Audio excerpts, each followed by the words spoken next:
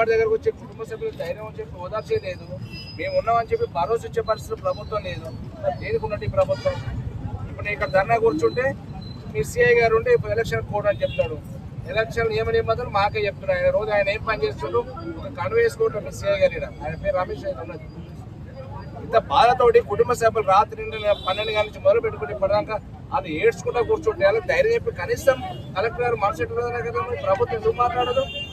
ప్రభుత్వం స్పందించాలి కదా. ఇప్పటి వరకు కూడా స్పందించకుంటుంది. ఏమనుకుంటుంది అసలు? మొండి వైఖరి కదా.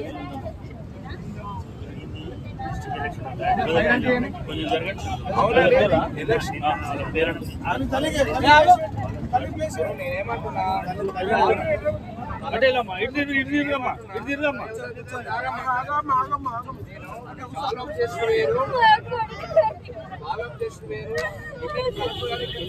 కలెక్టర్ గారు ఇక్కడ హైదరాబాద్ కూతపేట దూరాను కమిషన్ రావచ్చు, కమిషన్ రావచ్చు, రావాలంటే ఎవరైనా రావచ్చు. జన సంఘటన విచారణ వ్యక్తం చేస్తే రావచ్చు. ఎందుకు రాలేకపోతున్నారు అంటే పేద వర్గాలు దళితులని ప్రభుత్వం ఇచ్చిన సొప్ప ఎందుకు రాలేదు? ఈ కలెక్టర్ గారికి ఎంత పని ఉంటుంది? నిన్న 15 సంఘటన జరిగితే 10 నుంచి 7 దాకా ఏం పని చేసినట్టు కలెక్టర్ గారు? ఎందుకు రాకూడదు? నీ గురుకుల ప్రిన్సిపల్ సెక్రటరీ ఎందుకు రారు? ఈ మినిస్టర్ కన్సల్ట్ మినిస్టర్ ఏం ఆలోచించారు? ఇప్పటికి కొంతమంది ప్రాణాలు బాగుండి ఫుడ్ పాయిజన్ అయిపోయింది.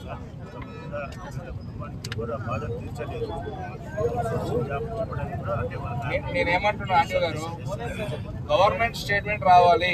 ఇప్పటికి ఎన్నో కుటుంబాలు చచ్చిపోయారు, ఎవ్వరికి కూడా ఆదుకున్న దాకా ప్రభుత్వం కింద రాలేదు. ఈ 2.5 సంవత్సరాల కాలంలో దాదాపు 100 మంది విద్యార్థులు ఫుడ్ పాయిజన్ అయి చనిపోయారు, బాంబుడి చనిపోయినారు, తేలిగుడి చనిపోయినారు, అనేక సంఘటనలు హాస్టల్లో చనిపోయారు. ఎన్నడూ కూడా జరగలేదు.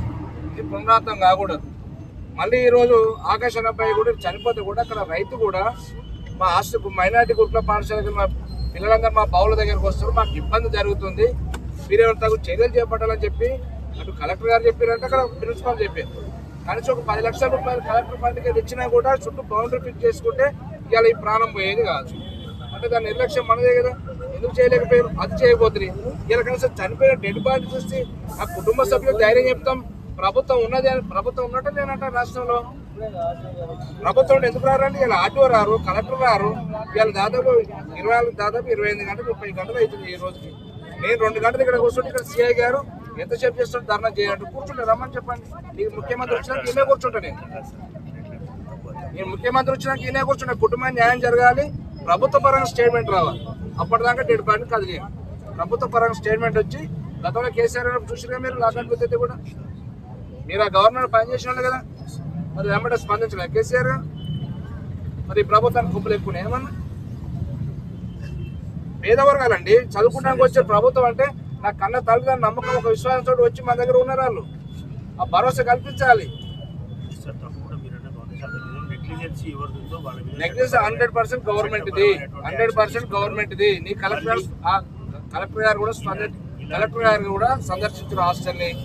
అలాంటి బిల్డింగ్లు ఎట్లా తీసుకుంటారండి? బౌండరీ లేకుండా, ఎలాంటి ప్రొసీజర్స్ లేకుండా ఎట్లా తీసుకుంటారు బౌండరీ? అంటే మీ పార్టీ కార్యకర్తలు అయితే మాత్రం ఆ బిల్డింగ్ ఎట్లా తీసుకోవచ్చు?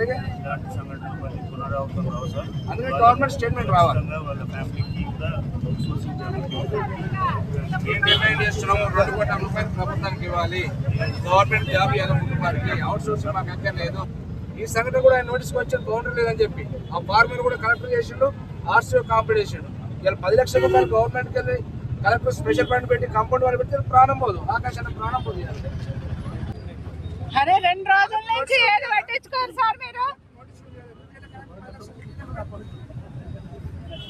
పిల్లలంటే అంత శ్రద్ధ అయిపోయింది. 5 చనిపోయారు, మీరే వచ్చి ఒక్కరికన్నా న్యాయం చేసిరా సార్?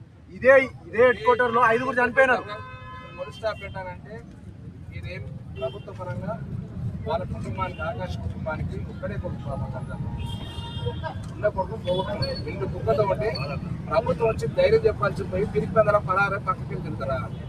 ఇదేనా మీ ప్రభుత్వం చేసేది? రెండోది పోలీసులు మమ్మల్ని బెదిరిస్తారా? చేసుకొని ఏంటి ఇంకా 2-3 గంటలు కూర్చొని అని మొత్తం వాళ్ళని పంపిస్తున్నారు. ఏ సార్ మా కడుపు గాలి ఉన్నా మేడం, ఇదా మాకు న్యాయము? గవర్నమెంట్ ఇచ్చేది మాకు ఇదా న్యాయము? మేము ఉండబట్టే మీకు పవర్ వచ్చింది.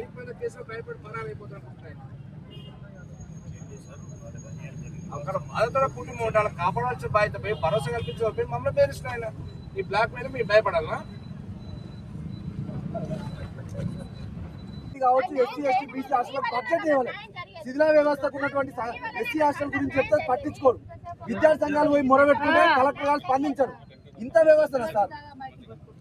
పిల్లలు వైష్ణవ్ చచ్చిపోయినప్పుడు సారే వచ్చింది సంవత్సరం కింద, మొన్న 2 నెలల కింద గిట్లా సారే వచ్చిండు. అంతకుముందు మనవారు చనిపోయినప్పుడు సారే ఉన్నాడు. ఒక్కసారి కలెక్టర్ సారే స్పందిస్తుండు. కలెక్టర్ అసలు రావట్లేడు.